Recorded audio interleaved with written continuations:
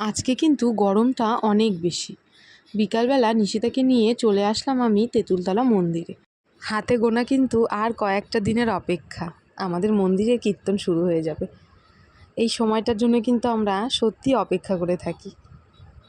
কয়েকটা দিন কিন্তু আমাদের খুব আনন্দে কাটে। এখানে আসার পরে কিন্তু একটু হলেও গরমটা কম মনে হচ্ছিল।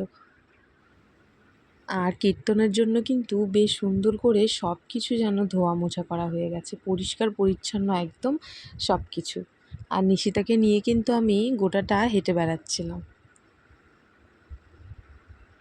আর তারপরে এই যে বাঁধের দিকটা কিন্তু আরও সুন্দর লাগছিল। আর তারপরেই কিন্তু এই ভাইগুলো কিন্তু এই বিড়ালের বাচ্চাটাকে নিয়ে যাচ্ছিল, আর আমার সোনাকে কিন্তু ওরা ভয় দেখাচ্ছিল। কি কিউট না বাচ্চাটা। ওরা আমাকে বলছে তুমি এটাকে বাড়ি নিয়ে যাবা, আমি বললাম না রে।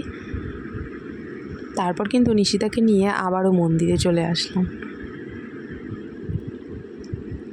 মা মেয়েতে কিন্তু অনেকটা সময় আজকে ঘুরে বেড়ালাম। সাথে কিন্তু বিউটিও ছিল, মানে নিশিতার দিদি। তো আজকের মতো ঘোরা শেষ, টাটা।